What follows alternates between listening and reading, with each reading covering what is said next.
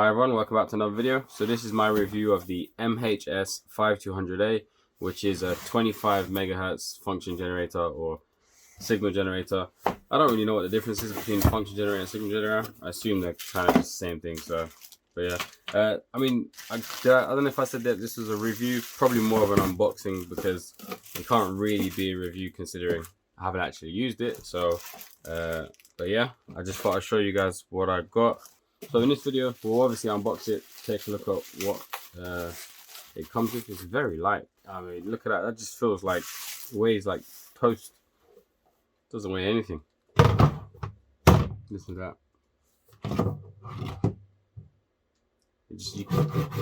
You can hear how hollow it is. So yeah, we'll unbox everything, show you what comes in the box and all of that. And then we'll do some tests on the function generator, show it up on the oscilloscope. Particularly interested in how much voltage it can put out. Apparently it says it can put out 20 volts, which is exciting. And then once we've done that, we'll run through the setup process on the computer, which is a little bit difficult. I haven't done it yet, so I've got no idea if it actually works, but I feel like I found a solution to it. So we've got two probes that came with it, which is nice considering the fact that it's a 2-channel oscilloscope. We've got, I don't know what this is in here. Any idea what that is? TTL? Okay, so this is for some sort of input at the back. I don't know much about TTL, so I won't be using this. I'll put this to one side. We've got the CD, but again, I mean, I assume this has the software needed to use this, but I don't even know where I'd get a CD player from, so again, won't be using that. And this, I'm not happy with, is a DC barrel input thing.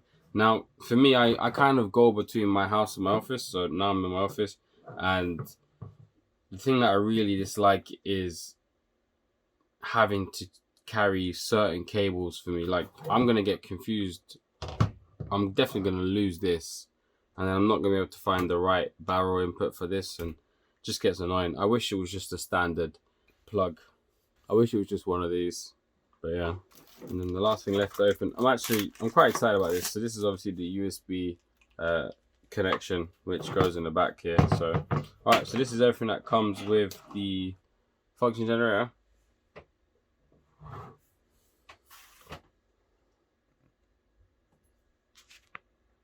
So we've got the function generator itself, which I'd love to know how much it weighs because it must be like half a kilo. You've got the USB adapter or cable, the DC power supply, which is 5 volts, 2 amps.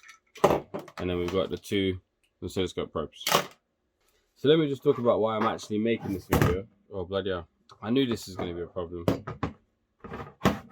I'm gonna end up knocking this about like crazy. It just doesn't weigh anything. You can see there. Anyways. But yeah, so let's just talk about why I'm making this video. Now, I'm not really planning on reviewing everything that I buy, and this is probably not something that I would normally review or unbox, I should say. I keep saying review, but it's more of an unboxing. I hate when people say that it's a review and then they basically just unbox it and go, well, I don't have the power supply, sorry, couldn't get it to work. But hey, this is this is it. Yeah, so it's not a review, that's an unboxing. But yeah, I want my channel to be more about the stuff that I'm learning and, you know, the stuff that I've learned to do on this function generator. So hopefully you'll see this function generator in a lot more future videos when I'm actually doing and learning specific stuff. But I wanted to make this video in particular because this type of function generator, what was it called? The MHS or something. Here, this is the name. MHS5200A. It's actually super popular. I didn't realize. I thought I was buying a branded Juntek, but as you can see, the only branding of Juntek, which is the Chinese company, there's no branding there at all. It's just this sticker here. So literally, if you're buying this, you're just buying the MHS5200A function generator, and the brand is irrelevant. So they're all exactly the same. And I saw a bunch of reviews for this, but I thought, oh, this is the cheapo version. This Juntek one will be better, but no, I got bumped off. It's literally just the same basic one. But yeah, so the reason I wanted to review is most of the reviews that you're going to find of this function generator, I was about to call it an oscilloscope there.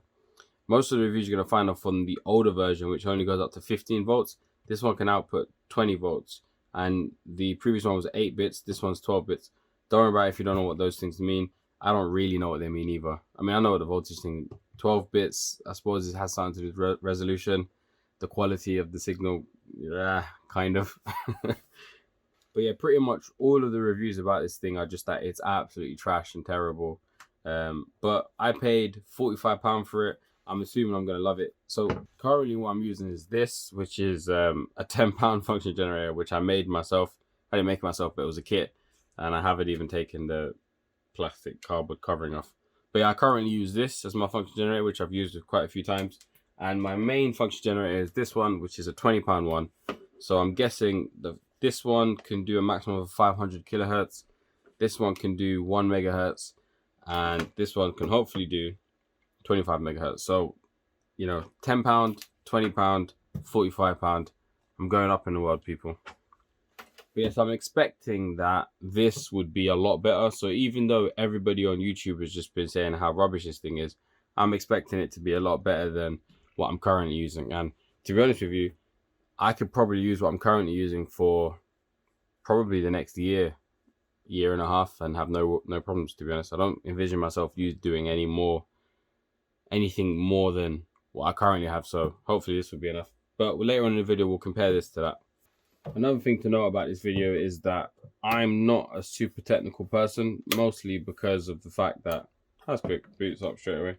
But yeah, mostly because of the fact I just don't understand what I'm doing yet. You know, I'm a second-year electrical engineering student, so you know, I don't know much about any of this stuff. So yeah, I couldn't get technical even if I wanted to. So I found with a lot of the other videos that talk about this, they go into a lot of deep detail, which I'm sure is useful to most people, but for me it just confuses me. So hopefully if you're like me, a simple-minded person with a little bit of technical knowledge, then hopefully you understand what's going on in this video and you won't get completely lost like I do in most of the other videos.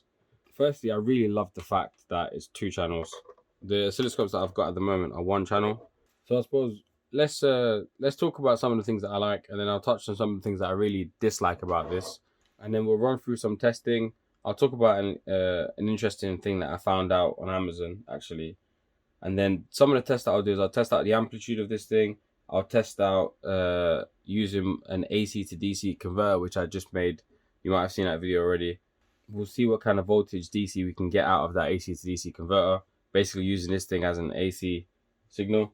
And then we'll run like a sine wave test to see at which point this signal generator starts to turn sine waves into triangle waves. And then we'll do the computer connection. All right, so first up, what I really like is obviously the 2 channels. I love that. I love that the screen here is just super simple. I'm not a big fan of, especially for me as a beginner, I just want to see just, you know, 1, 2 things on my screen. I don't want to have whole menus and stuff like that. So I know that the other signal generators that have a whole bunch of menus are going to be useful for people, but for me, keep it super simple. When I saw some of the other signal generators, which were 20, 30 pounds more, they had a lot more buttons, and I just I don't want buttons. I don't want lots of stuff. Give me simple stuff. So I like that. I really like the fact that it's simple. I love the fact that the USB connector is there. I wish it had like an actual full-on USB port, but I'm still happy with this. I'll still connect it to my computer. I'm super pumped that it has a 20-volt output. Hopefully it can do the 20 volts. But if not, even just the fact that it can go above 12 volts, I'm very happy with that. Now, obviously, I mentioned in terms of what I dislike, this DC input, I hate it. I really, really dislike it. And I just hate how many different sizes of DC input, barrel inputs we have. Just really, really frustrating. I hate how light this thing is. I mean, it just, I feel like maybe what might make sense to do, which I can't see an easy way to open it. Oh, okay, just the screws on the bottom. What might make sense for me to do is to actually open it up and just put a weight inside it. I believe, if I'm not mistaken, this whole side here is empty. The circuit board's here with the screen, and this side's empty. So it might even make sense for me to just put something heavier inside it to stop it from sliding around. And then when it's like this, look, there's no leg. There's no rubber legs here. So on my desk here, the thing it slides. You know, and nothing else on my desk is like that. And so, you know, for example, look here. You know, me, I'm a bit clumsy anyways, but when I'm using stuff, like, you know, if I'm doing this, I don't want this stuff moving around. So I'm gonna 100% have to add some sort of modification to this, because this, even the feet here, if you look here when you have it folded down, these feet, they're not rubber, they're just dots, but plastic.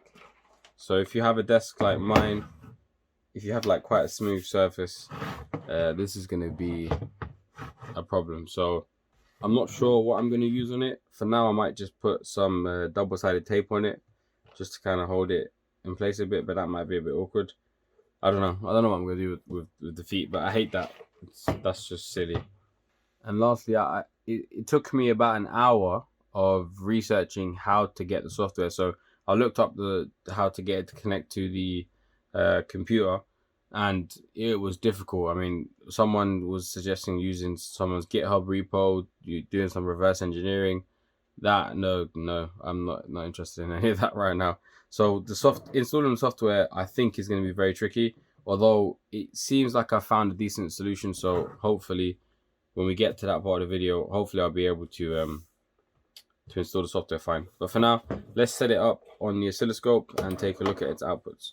Okay, so I've turned on the oscilloscope now. I've connected probe 1 to probe 1. So just got that all connected here. And then I think what we'll do is let's run through the menu first for just how this works, because it is actually quite a bit confusing. So probably the most important thing is that you've got two lines on the menu here. There's an asterisk that tells you whether you're controlling the frequency, which is always at the top, or the second row, which if I press shift set, brings me down to the second row down there.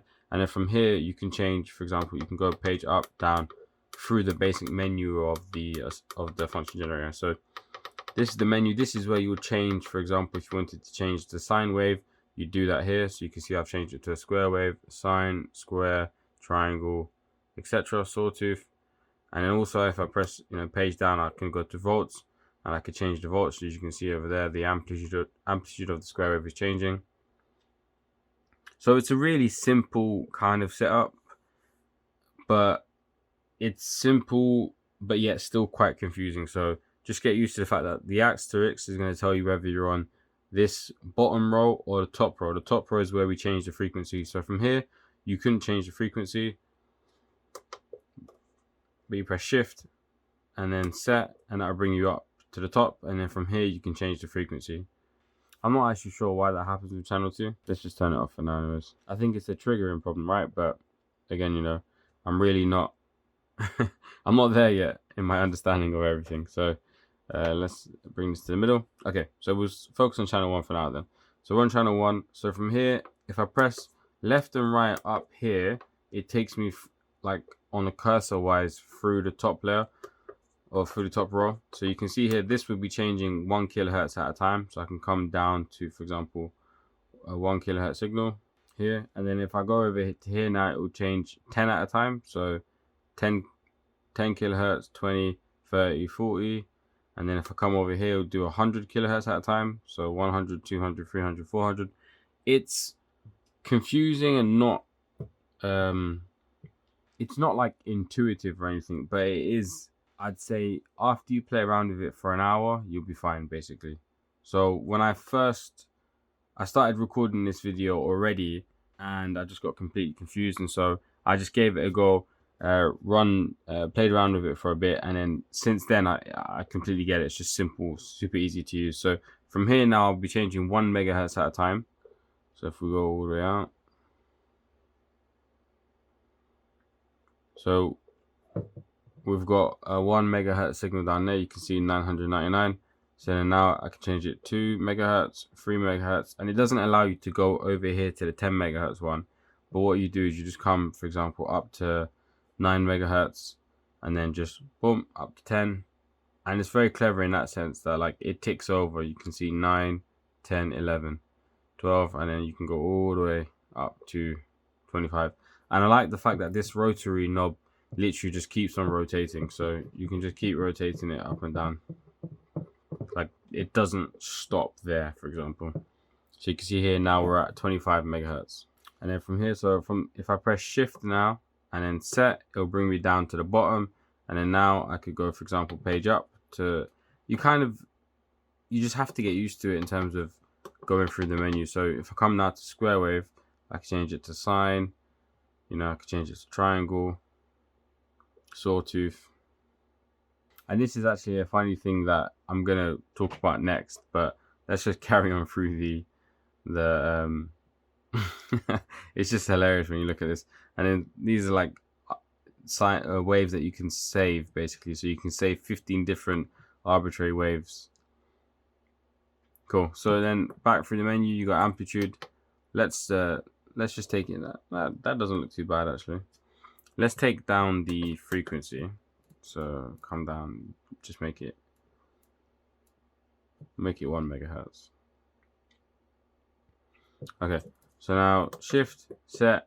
See, do you see what I mean? Like, it's not intuitive, you know, but I think it's like, do you remember T9 texting? Maybe some of you guys are too young for that, but eventually, like, it's definitely not intuitive to text by pressing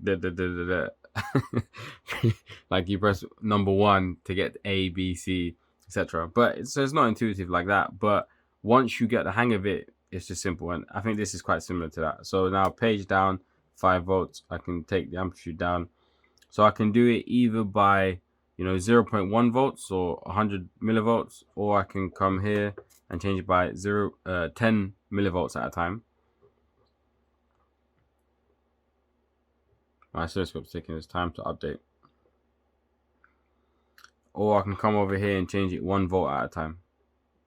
So it looks like the minimum voltage you can do is 0.2 volts or 200 millivolts. So here, 1 volt at a time, 1.2 volts, 2.2 volts, 3.2 volts, 4.2 volts, and then come all the way up to 12.2 volts. And this is what I'm excited about. I'm excited for the fact that it can do 20 volts. And so you can see it all on here. Fairly cool, right? Okay. Is there anything really else to cover with the menu? I mean, it's pretty basic. I suppose if you want to change between channels, you just press shift and you can see up here channel 1, channel 2. It's just like a keyboard whereby shift responds to what's at the top here. So set will change you between a different frequency or the bottom menu, which is the waveform, the amplitude, the offset, etc, etc, etc. So that's what shift set will do. Shift channel 1/channel 2 will change you between 2 channels. So if I come now to channel 2 and then let's turn on my channel 2, then now from here I can now start everything that I'm doing here is for channel 2 now. So I believe I was on 1 megahertz for channel 1. So let's just go back to channel 1. Yeah, so I'm on 1 megahertz there. If I come over to channel 2, you can see I'm on 15 kilohertz. Press shift, set, come up to here, and then let's change this to, we'll change it to a 1 kilohertz signal. Okay, we'll turn off channel 2. So I figured out how to get it to stop doing this. I knew it was a triggering issue, but I didn't know how to get it to stop doing it on my oscilloscope. So what the actual problem is, if I press trig menu and then channel 2, figured it out. Right, this isn't an oscilloscope video, so but yeah. Okay, so you can see I'm on channel 2 here, but indicated by this LED. And so then now I can change, for example, 1 kilohertz at a time.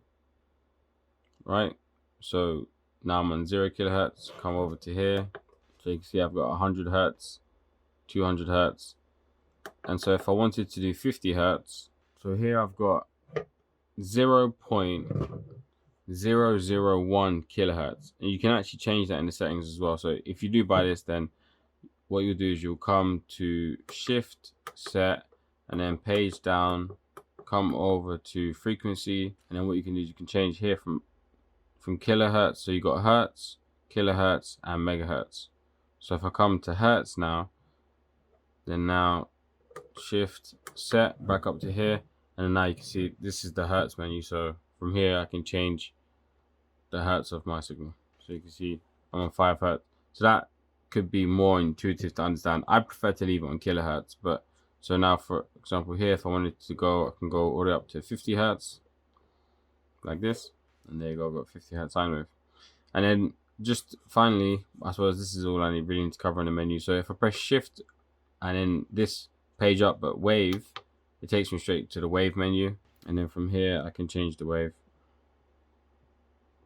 And again, same with amplitude, shift, amplitude. It's just like a quick shortcut way of getting to wave and amplitude, since I assume they know that most people are going to be more interested in the amplitude and the wave. Let's just change this wave back to a sine wave, and shift, amplitude, and then from here I can change the amplitude to take it up to 20 volts. Alright, then here you can see I've got a 50 hertz wave with a 21 or 20 volt peak to peak, which is nice. Okay, so I think that's all I really need to cover for the menu. I don't think I need to really do anything else.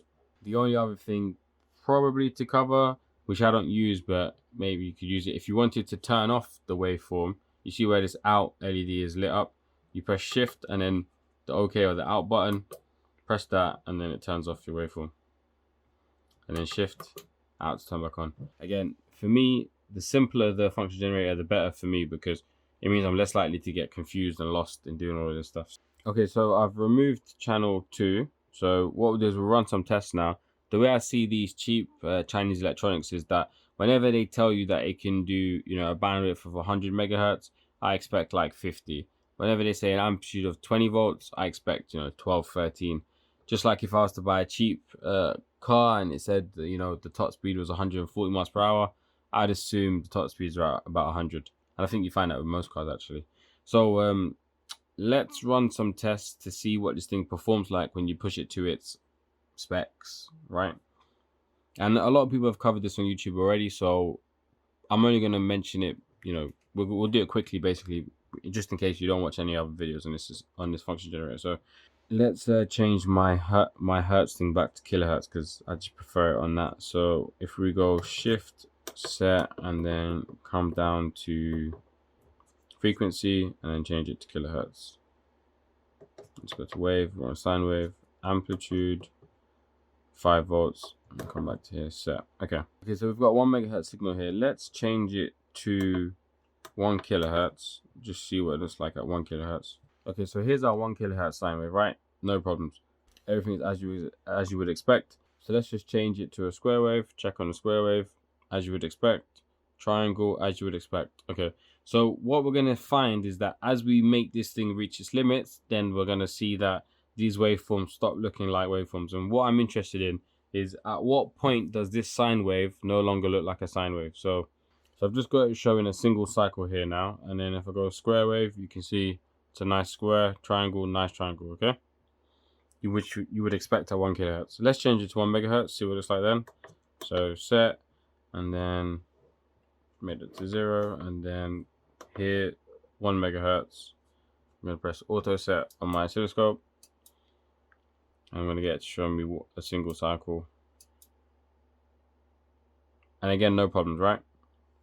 So let's crank it up to 10. Probably important to mention here as well that if we have a look at our amplitude is just 5 volts. I'm going to keep it on 5 volts for now. So here we've got 10 megahertz signal and just 1 single cycle again. So let's crank it up to 15. You can still see as well it's a decent sine wave. So we're on 20 there, and yeah, you can still see what I'm just looking for is that you've got this OK curve here and OK curve here. Now 25. So here we're at 25 megahertz, and you can see we've got an alright sine wave. Let's check out the square wave. So shift, wave, square.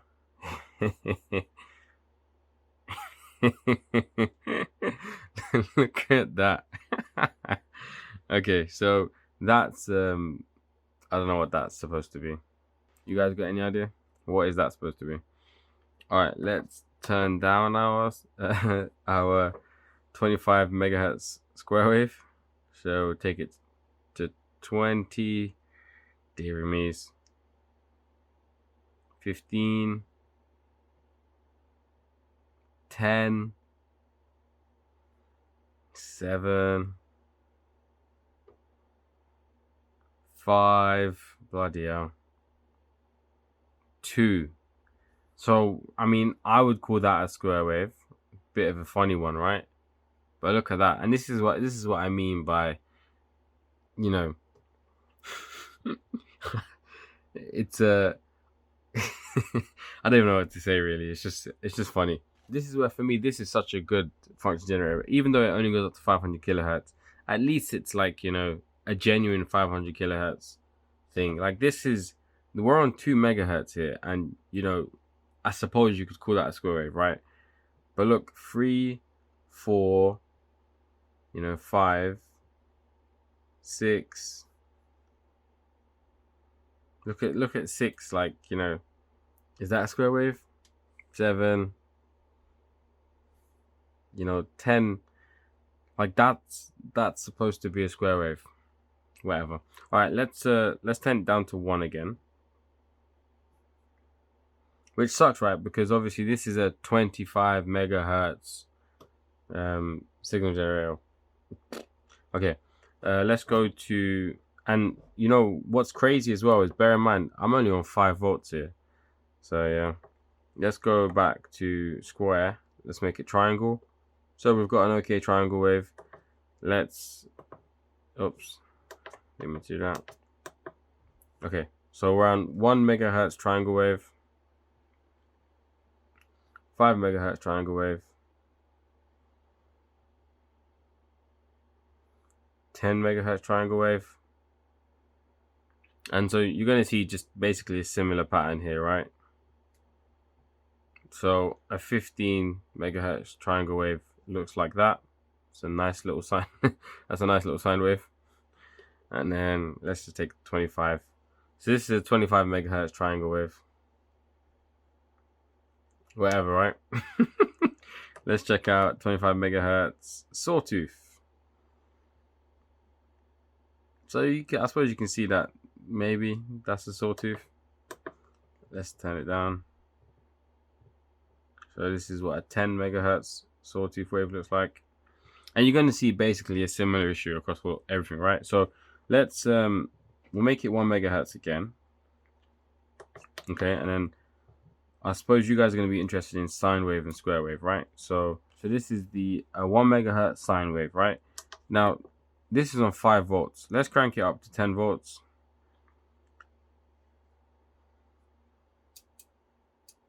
We get it to show me just a single cycle. Okay, so 10 volts, 15 volts, 20 volts. So I would say that's good, right? There's nothing wrong with that. That's a 1 megahertz 20 volt sine wave, no problems. Now let's come up to here and make it 10 megahertz. Again, 10 megahertz, no problem.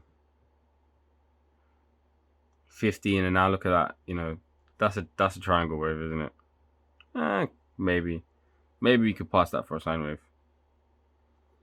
20 and 25. So this is now on its maximum, 25 megahertz and 20 volts.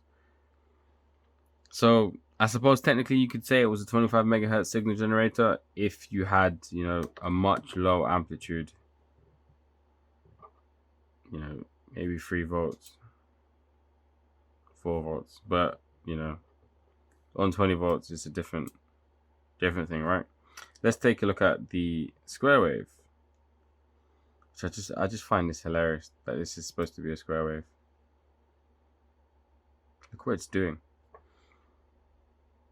So this is a square wave on 20 volts. So basically you're not going to be able to use this thing at high hertz for a square wave. Let's turn it down.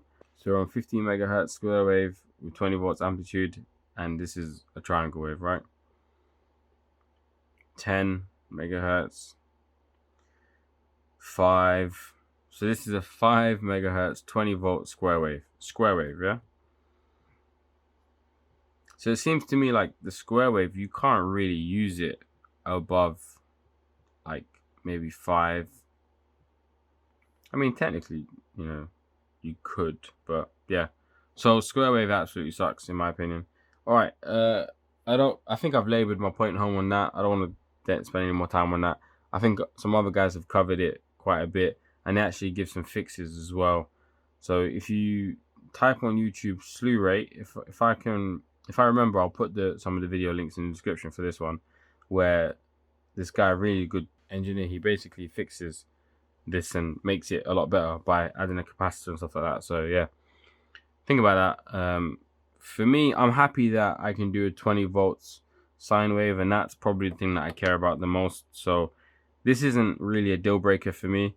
I just think it's funny that, you know, it's as I would expect for a cheap product. Bearing in mind, you know, I paid £45 for this, so I don't expect these things to work at what they say the max is going to be.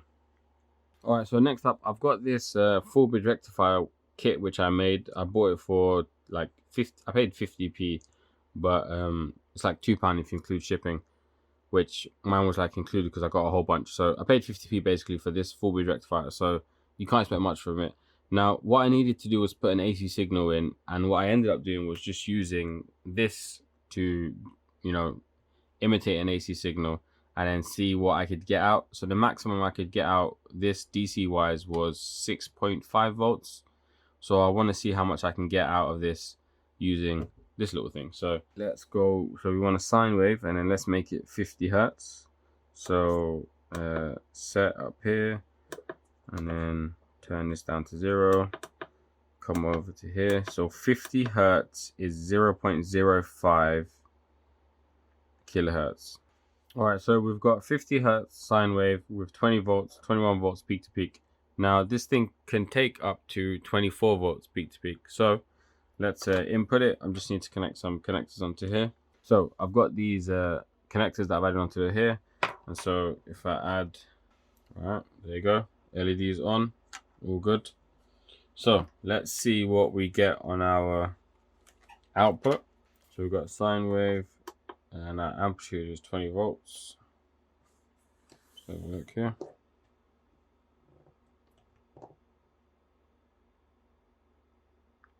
I'll put it in reverse. But we're only getting a DC output of 7 volts. 7.71 volts. I don't understand why that works like that. On the other function generator, I was getting 6.5 volts out. So how am I only getting now 7 volts out? So let's check the AC input. Okay, so AC input is apparently only 6.8 volts. And DC output. So DC output is 7.7 volts. I'm surprised by that. I thought it'd be a lot more. So I just checked the input on the oscilloscope, and yep, it's still 19.6 volts peak to peak. Yeah, I would have expected a lot more than 7 volts, but anyways, that's fine.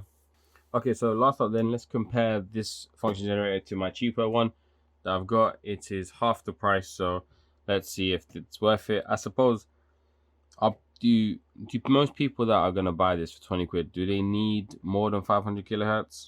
I don't know. Let's compare. Okay, so let's run some tests or comparison really. So I've got it set both of them to 1 volts. I've got both function generators 5 volts DC inputs. So this function generator can take anywhere from 3.5 volts to 9 volts. But I've got it on 5 volts, so everything being the same with the exact same probes as well. And you can see that this function generator is the yellow, channel 1, and this function generator is channel 2, the blue. And if you just look at the output there on the oscilloscope, you can see that there's a lot more noise on this one than there is the other one. So currently it's triggering on channel 1, so let's just change it to trigger on channel 2. There you go. So you can see it's quite noisy. Alright, so this is currently on 1 volt. Let's so you turn this one up by turning this knob here. There's no labels or anything to tell you where you're turning it to, so but you can use the oscilloscope to obviously see. There's no way of seeing on the screen here what you're actually increasing your amplitude to. So here I can obviously see I can turn it to 2 volts. Let's just take it to 5 volts. Okay, and then we'll take this one to 5 volts. So I'm just doing that here so you can see the blue. So channel 1, this oscilloscope is the yellow. Channel 2, the blue is this oscilloscope, this function generator. And channel 2, the blue is this function generator. So we're on 5.2 volts here.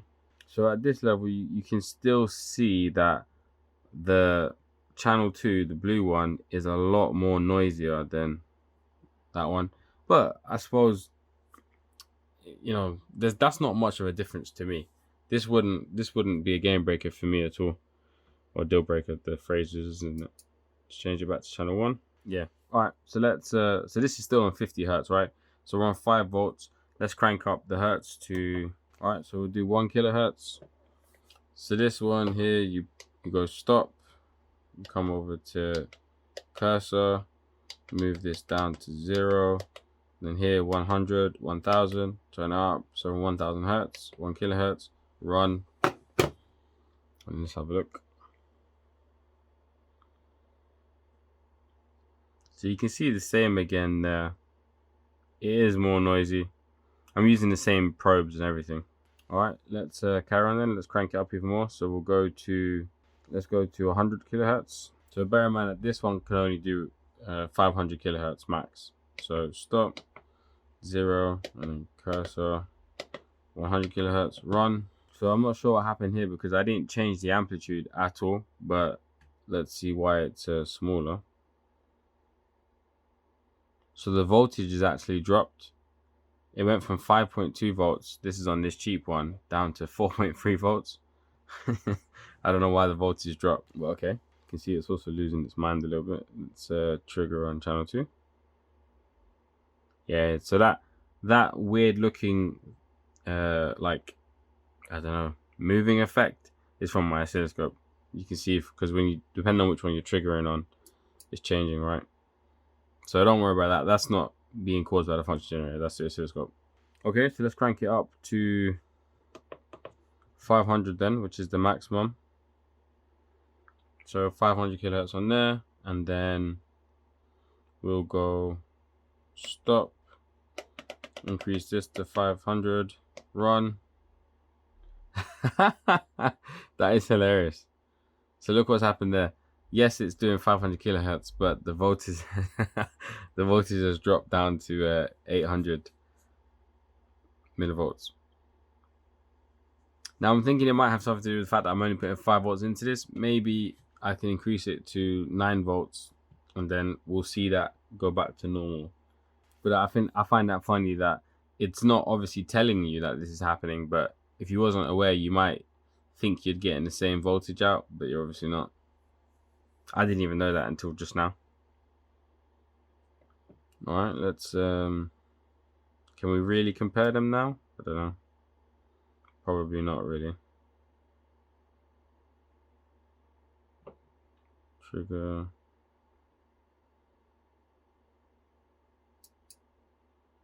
Okay, probably the best thing to do is to stop it on here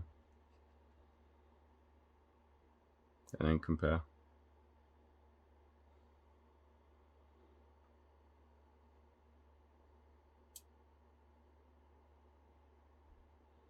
So run, stop, and look at that. So there's quite a bit going on here with this one.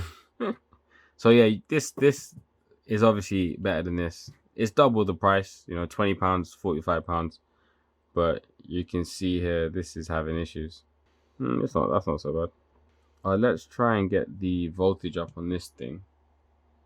I'll just unplug it and try and turn up the voltage to 9 volts, see if that makes a difference. Alright, so I've done it. I've turned it up to 9 volts and it's made no difference. Okay, let me turn it back down to 5 volts. And then what I'll do is I'll run them both at their maximum amplitude. So this one's kind of at like 40% amplitude. So let me stick it back into 5 volts and then I'll run it at maximum amplitude and then we'll compare the waves. Okay, so I'll turn them both up to their max amp and then we'll test it at 500 kilohertz, which is this maximum. And then we'll also check it at maybe like 100 kilohertz and 1 kilohertz as well, just to be sure. But so here this is at 20 volts, and then this one, okay, so at 500 kilohertz this thing can still put out obviously 20 volts, and this thing can only put out 3 volts at 500 kilohertz. Let's just stop it and take a look. Waveform seems to be okay. Yeah, waveform looks alright. Let's check this one's voltage at max. Then we'll get this to 25 megahertz.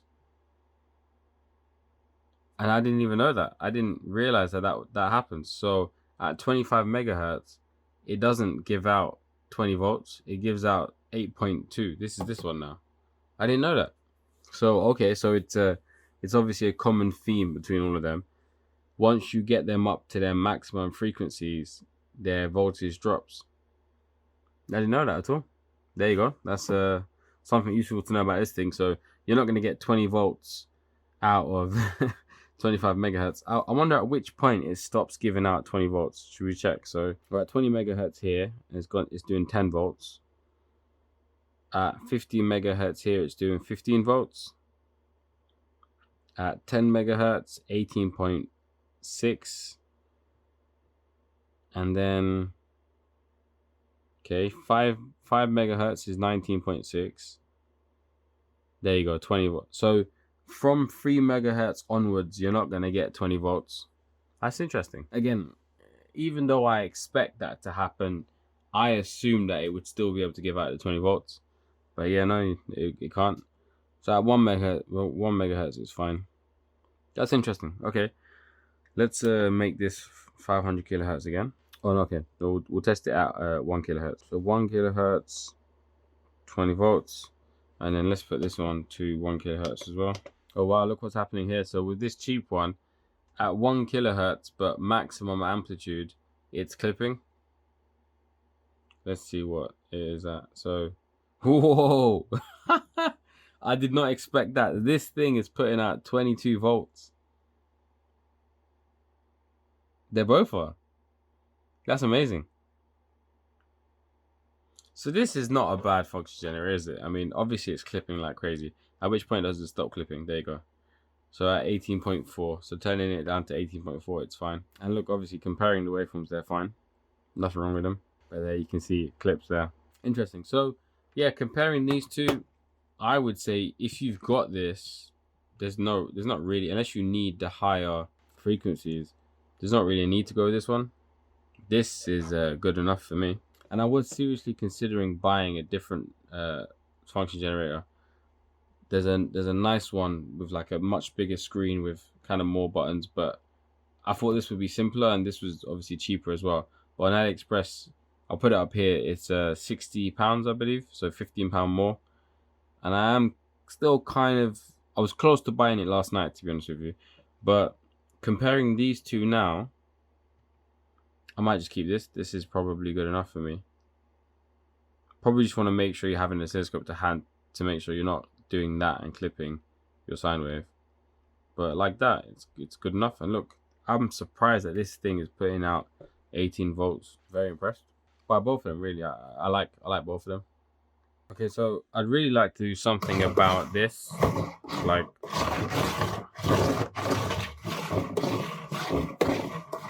and especially, you know, cable wise, look at this. You know, I'm putting in such little effort here, and it just, like, the no rubber feet thing kills me. So something that I'm gonna do, or I'm gonna try to do, is add some sort of rubber footing to this. I'm not sure how I'm gonna go about doing it, but let's give it a go. Right, so first thing I'm gonna try is I've got this I got this robot that I made. It's quite cool actually. Literally just a motor with a battery. Put the batteries in, spins the motor, turns these gears, and then as you can see here, it makes these tracks turn. But anyways, I'm thinking to cut this track here and stick it on the bottom here. So let's we might give that a go. I've got like this old laptop which I bought at a car boot sale. I paid 50p for it, which is crazy, right? Like,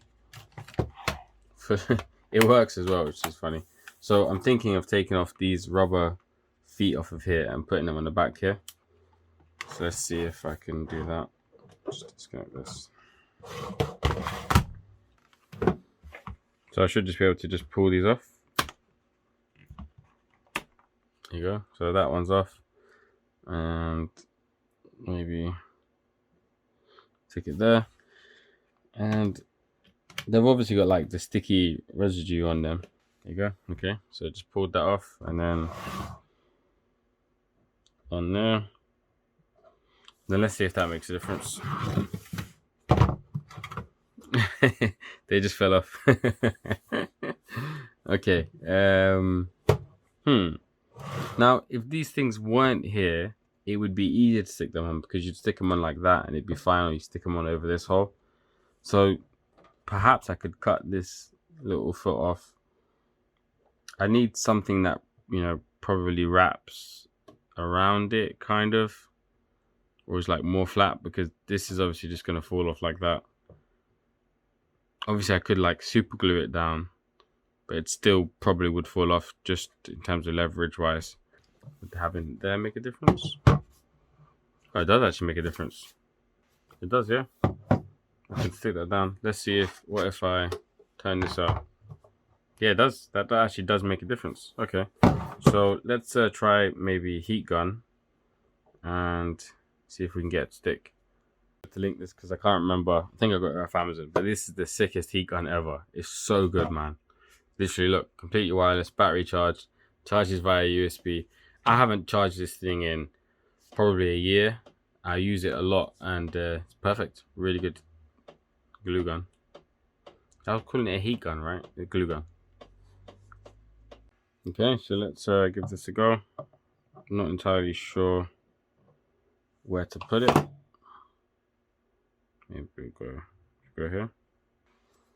Okay, let's give that a go. I think with too much movement, it will probably fall off, but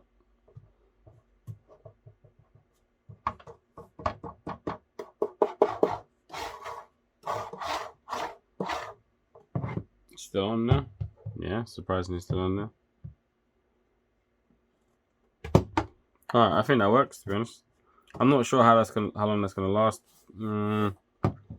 I might use super glue, to be honest. I think maybe not cover the hole if I'm going to use super glue because I want to be able to access the screws. But let me move this one. Let's see how much pressure I have to use to get it off. Okay, not much. Okay, so hopefully that should be all right. I'm just going to leave that to dry for a bit. If it comes off in like the next few days or whenever, like if it comes off whilst I'm using it, I'll leave a comment in the comments and let you know that this didn't work. But I think this should be a good idea. And then another thing that I'd like to do is just try and weigh the thing down a bit more. Like it just is super light. And again, you know, even though I've installed these rubber feet, it just is. I don't know why it affects me so much, but it's just too light for me, and I want it to have more weight on my desk. Like nothing else on my desk moves around as much as this thing does. So yeah, I'd like to have some weight to it. So to open it up, fairly simple. All you got to do is just unscrew these screws in here, and then basically kind of like lift it. I'll just show you like that.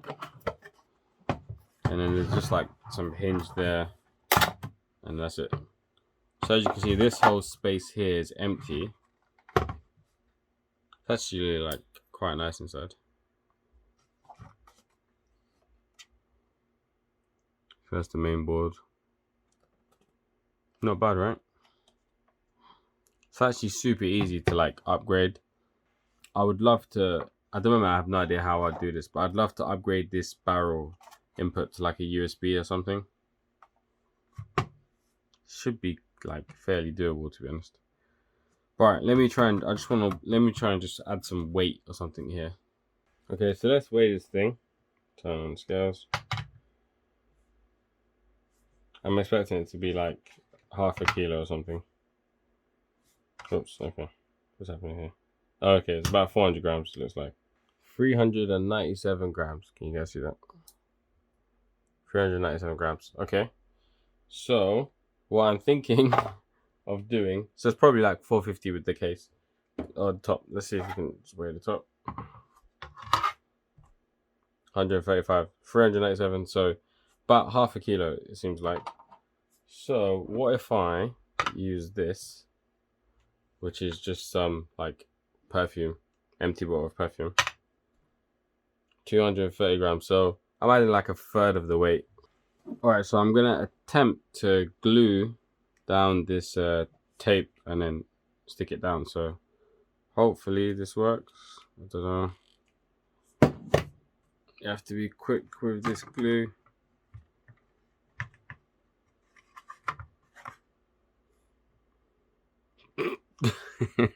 I don't know if that's good or not. Yeah, kind of. And then I'll just put a bit of glue down this side. Okay, so I expect that to be alright. So I've just put a bit of glue around. Again, if this comes loose along with the rubber feet, I'll let you know in the comments. I'm hoping that, you know, in a year's time it's still all good. Although I really would like to upgrade this diesel barrel input, which would be nice. Alright, so you see that it's staying there fine. Let's see what it weighs now. So it was like 396, right? Oops. And now it's on 642. So that's quite a decent improvement, and it feels good. Hopefully nothing conducted there. I assume just plastic, tape, and then glass. And I don't think there's any shielding issues, is there? I suppose what we'll do is let's plug it in and test it out. So let's just connect this back on, and then we'll plug it in and test it out. Just had it upside down like this, and I didn't hear anything fall, which is a good sign. So it actually feels a lot better now. And then let's see if it turns on. There we go. Turned on fine. Okay, so let's test it. Firstly, let me just pull this.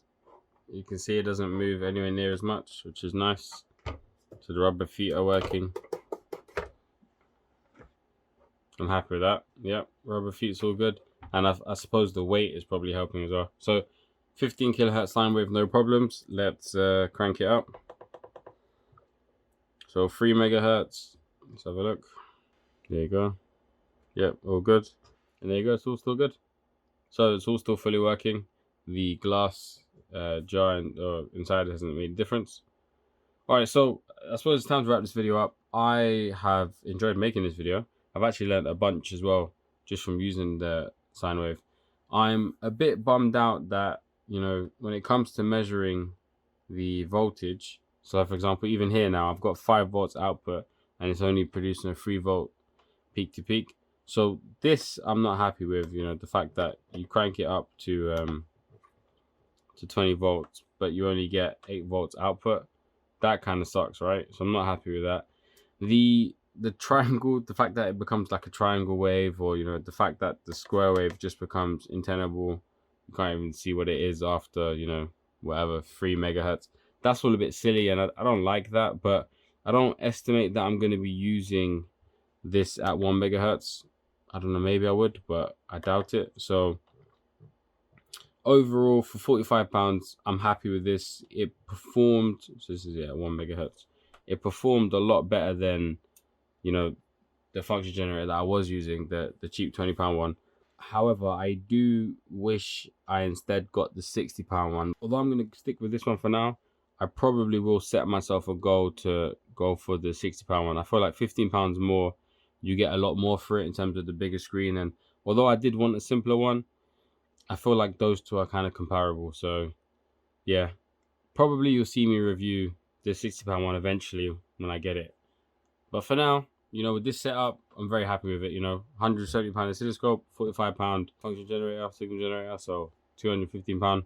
It's nice, man. You know, you can build a little electronics workbench for fairly cheap. So yeah, overall, I'm happy with this. If I was to rate it out of 10, considering the price, I'd give it an 8. You know, I think the price is probably the most important part there. And I do think that for most people like me, you know, electrical engineering students, especially if you're not doing any sensitive work, which if you are doing sensitive work, you probably do it at university with expensive equipment or at work. So, you know, yeah, I'd go with this. I recommend it 100%.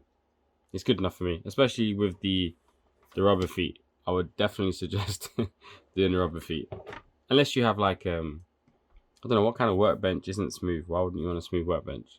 But if you have a smooth workbench, then that is just not going to cut it. Okay, so now let's try and see if we can get the software working on this with the USB, which I think is going to be very difficult. But if I can get it working, then I'll show you guys it working here. If not, we'll end this video. But yeah, let me try and get the software working now.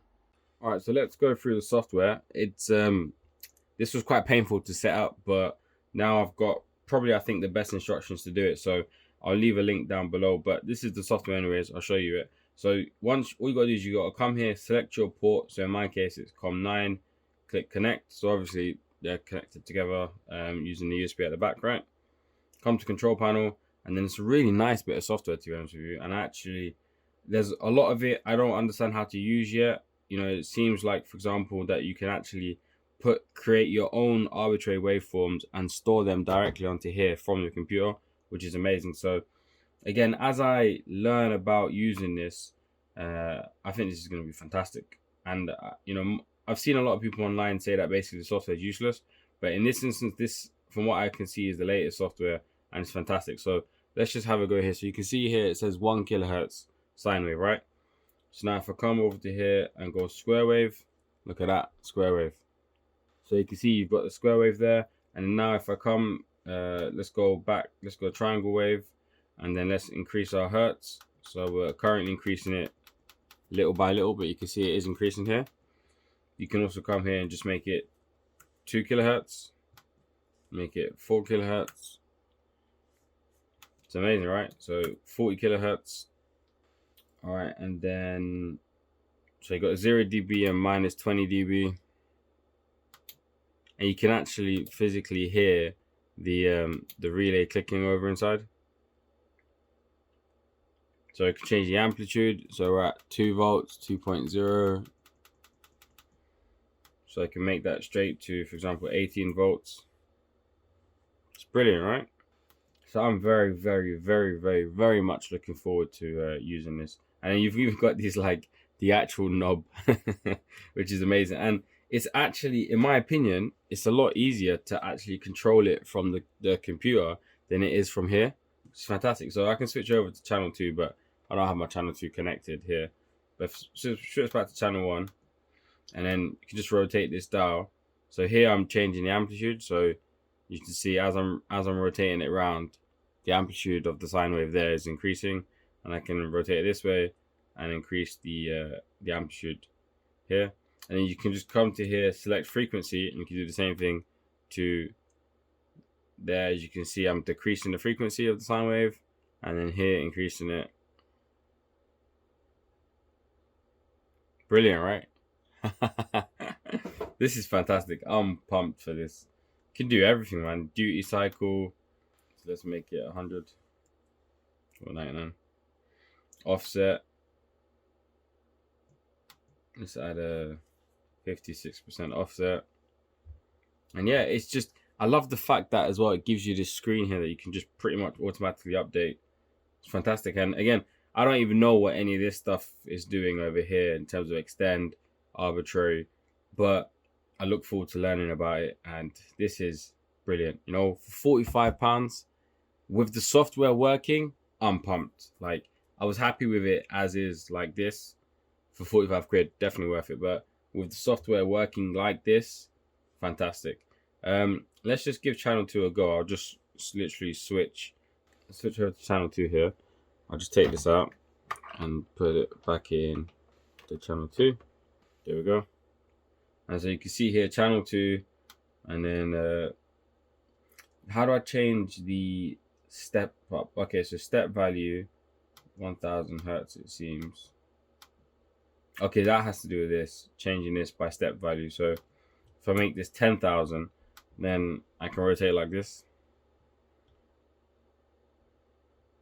I don't even know what that figure is. So that's 509,000. And yeah, it says down here 509 kilohertz. I'm happy, man. I'm very happy. Yeah, man. Definitely no complaints from me. This is a brilliant, brilliant, brilliant bit of kit. So you can select obviously the arbitrary waveforms that you've got. I'm all happy. All right. So I suppose, should you buy this? Absolutely. Why not? You know, if you're at my level, which is, you know, if you think about like electronic hobbyists being like here, I'm down here. I'm below the electronic hobbyist. So if you're like me trying to just get into this kind of stuff, buy it, man. You know, you got nothing to lose. It's literally £45, and in my opinion, an absolutely fantastic signal generator. The only thing I would say is that my my rubber foot fell off. So yeah, I need a better solution with that. Probably, I think, super glue. So like if I okay, well that's not actually coming. Okay, yeah. So that came off as well. I need a better solution for the rubber feet thing. But at the moment, I'm just leaving. So the time between the first part of this video and the second part of this video is probably about 2 weeks. I had exams and other stuff. So yeah, I've left the function generator on top of the oscilloscope. And so having it like this, with a setup like this, it's all right, you know, because obviously I can move the oscilloscope around and it's fine, no problem. I just keep the function generator there. But having it on my desk with the feet like that, I need to change it. So, and I'm really happy with the weight of it now. It's nice. So yeah, all right. No, so let me just briefly talk about how to set up the software. It's not too difficult or anything, but we'll just go through it quickly together. So what you want to do is, I'll leave a link to this in the description. Come to this media file link and download this MHS5200A ENG PC software file. This is the latest one. You might find online, for example, an older one, which is this one. I'll show you here. If you end up with this one, it's probably not going to work for you. So yeah. So this one here, arbitrary function generator counter, it looks like this. This doesn't work for me. I tried many different things. So if you get that one, get rid of this one. You want this one here, where it looks like this. And so go to the link in the description. I'll leave it below for this. Then what you want to do is go into the folder once you've unzipped it, right? And then you have, it says installation instructions. You literally just have to follow these instructions where it tells you to run this Visa 540 runtime.exe, which is this file here. You want to run it, and then it's going to tell you that it's going to create an archive. Unzip it. Once you unzip it, we can just do that together actually. I assume that the basic software was built using LabVIEW.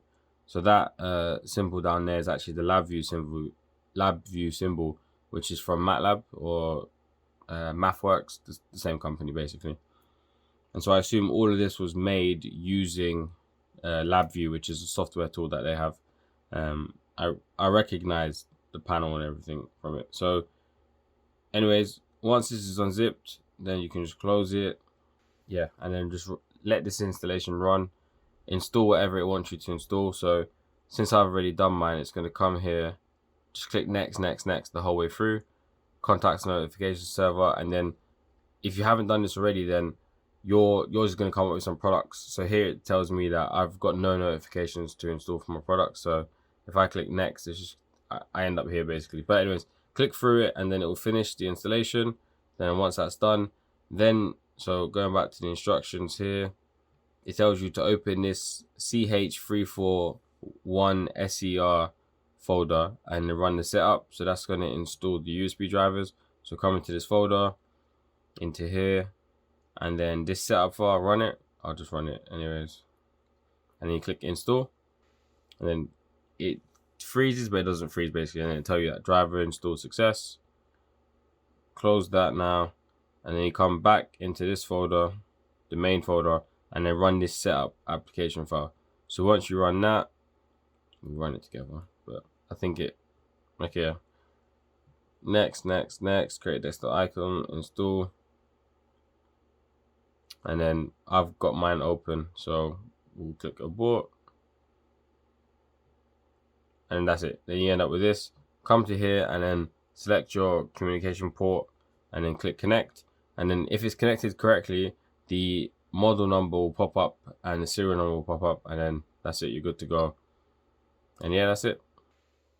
No real proper negatives for me really. It's £45 well spent. Yeah, thanks for watching guys. See you next one.